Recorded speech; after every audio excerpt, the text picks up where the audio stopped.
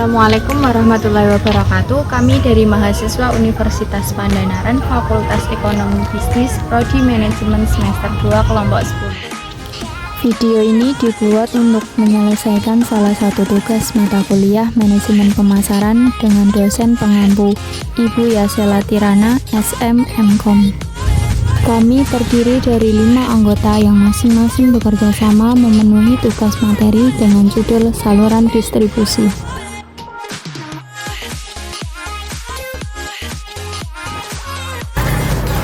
Pendahuluan, saluran distribusi atau saluran pemasaran adalah serangkaian organisasi yang saling bergantung yang terlibat dalam proses membuat produk atau jasa tersedia untuk digunakan atau konsumsi oleh konsumen atau pengguna bisnis.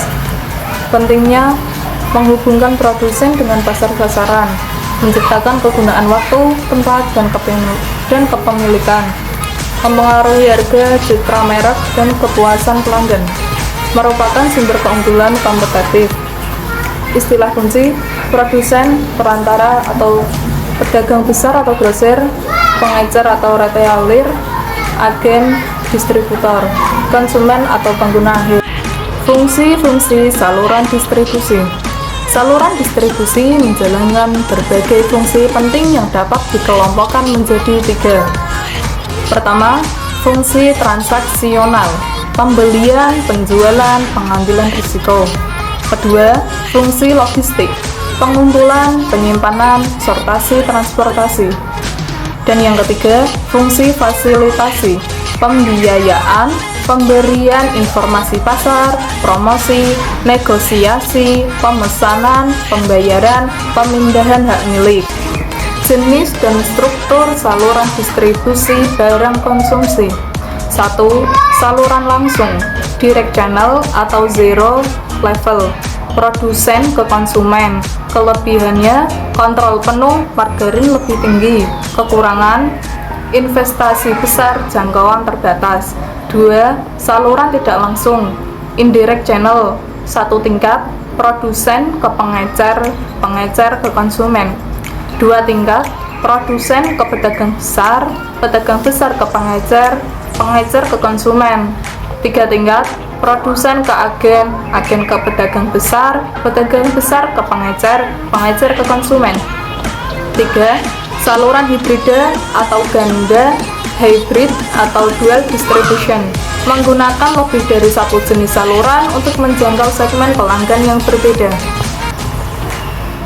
Jenis dan struktur saluran distribusi barang industri dan jasa. Barang industri biasanya lebih pendek dan langsung karena jumlah pelanggan lebih sedikit, pesanan lebih besar, dan produk seringkali bersifat teknis. Contohnya, produsen ke pengguna industri, produsen ke distributor industri ke pengguna industri.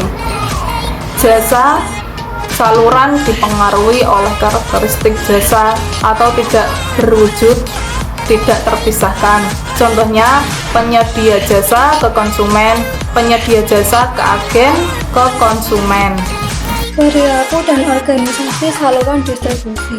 1. Sistem pemasaran vertikal VMS. Produsen, pedagang besar, dan pengecer bertindak sebagai satu sistem terpadu. VMS korporat, kepemilikan tunggal atas beberapa tingkat saluran. VMS terkontrak, perusahaan independen mengintegrasikan program berdasarkan kontrak, misalnya waralaba. VMS teradministrasi, koordinasi melalui ukuran dan kekuatan salah satu anggota. 2. Sistem pemasaran horizontal, HMS, 2 atau lebih perusahaan pada tingkat yang sama bergabung. 3. Pemasaran multisaluran, multi-channel marketing, menggunakan berbagai saluran untuk menjangkau pelanggan. Keputusan desain saluran distribusi. 1. Menganalisis kebutuhan layanan pelanggan. Apa yang diinginkan pelanggan dari saluran? 2. Menetapkan tujuan dan kendala saluran, target layanan, jangkauan, biaya, kontrol, dan kendala. Apa produk, perusahaan, perantara, lingkungan. 3. Mengidentifikasi alternatif saluran utama, jenis perantara, jumlah perantara atau strategi cakupan pasar. 1. Distribusi intensif, sebanyak mungkin outlet atau produk convenience. 2. Distribusi selektif, beberapa perantara terpilih atau produk shopping. 3. Distribusi eksklusif, satu atau sedikit perantara atau produk specialty. Syarat dan tanggung jawab anggota. 1. Mengevaluasi alternatif saluran utama berdasarkan kriteria ekonomi atau biaya, profitabilitasi, kontrol, dan adaptif.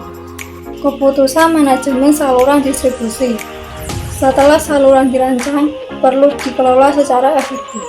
1. Memilih anggota saluran berdasarkan kualifikasi dan kriteria tertentu. 2. Memotivasi anggota saluran melalui insentif, dukungan, dan kemitraan. 3. Mengevaluasi anggota saluran berdasarkan standar kinerja atau penjualan, layanan, dan lain-lain. 4. Memodifikasi pengaturan saluran menyesuaikan dengan perubahan pasar dan strategi. Manajemen konflik dalam saluran distribusi. Jenis konflik. 1. Vertikal, antar tingkat berbeda dalam saluran yang sama. 2. Horizontal, antar perusahaan pada tingkat saluran yang sama. 3. Multi saluran, antar saluran berbeda yang dimiliki satu perusahaan. 4. Penyebab, ketidakcocokan tujuan, peran tidak jelas, perbedaan persepsi, ketergantungan. 5. Mengelola konflik, komunikasi, tujuan bersama, diplomasi, mediasi, arbitrase, perjanjian legal. E-commerce dan saluran distribusi digital. 1.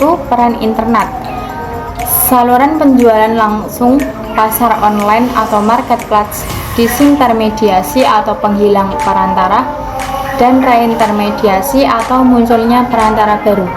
2. Jenis saluran digital, website perusahaan, platform e-commerce, pemasaran afiliasi, media sosial. 3. Keuntungan, jangkauan global, biaya rendah, personalisasi, tantangan, keamanan, logistik, persaingan, membangun kepercayaan. 4. Omnichannel retailing, integrasi saluran online dan offline untuk pengalaman pelanggan yang mulus. Logistik, pemasaran, dan manajemen rantai itu ada 4 ya teman-teman.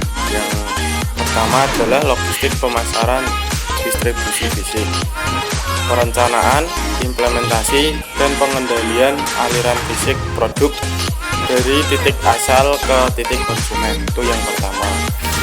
Untuk yang kedua, fungsi utama pemrosesan pesanan, pergudangan, manajemen persediaan, dan transportasi.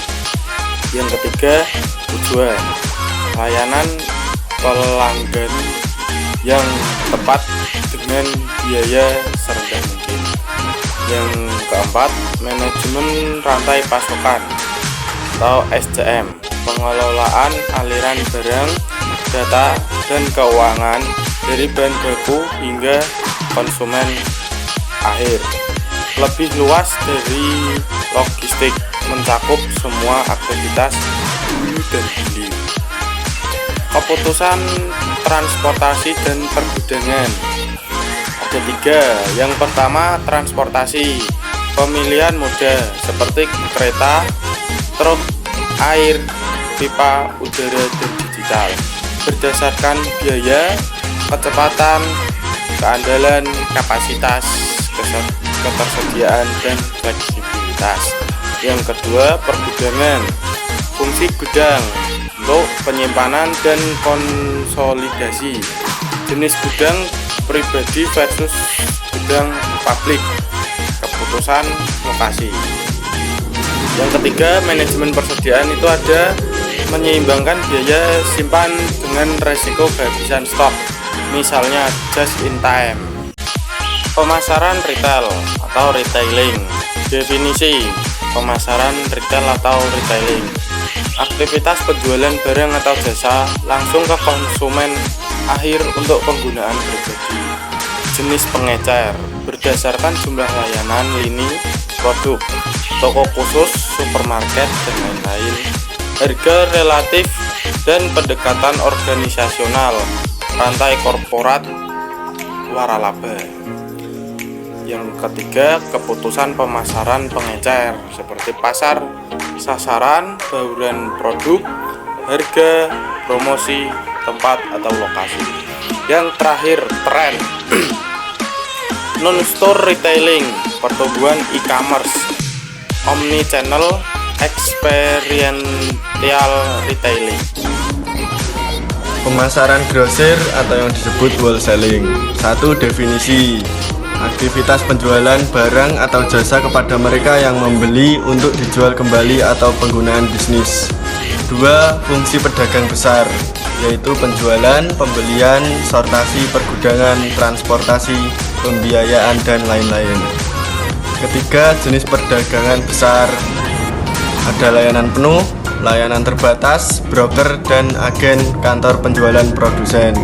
Yang keempat yaitu keputusan pemasaran pedagang besar, pasar sasaran, bauran produk, harga, promosi, dan tempat. Dan yang kelima ada tren, peningkatan efisiensi, konsolidasi, dan persaingan. Evaluasi kinerja saluran distribusi. 1. Pentingnya untuk memastikan saluran mencapai tujuan secara efektif dan efisien. 2. Kriteria evaluasi: efektivitas biaya, cakupan pasar, tingkat layanan pelanggan, efisiensi penjualan, tingkat persediaan, kerjasama anggota, dan adaptabilitas. Yang ketiga ada metode, yaitu analisis data penjualan, survei pelanggan atau anggota saluran, audit saluran, dan benchmarking. Yang keempat yaitu tindakan korektif, dilakukan berdasarkan hasil evaluasi.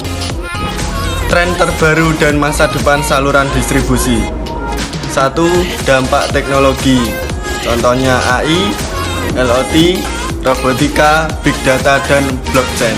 Dan yang kedua ada perubahan perilaku konsumen, contohnya permintaan pengiriman cepat, belanja online meningkat, pentingnya keberlanjutan. Yang ketiga ada strategi omnichannel, semakin krusial.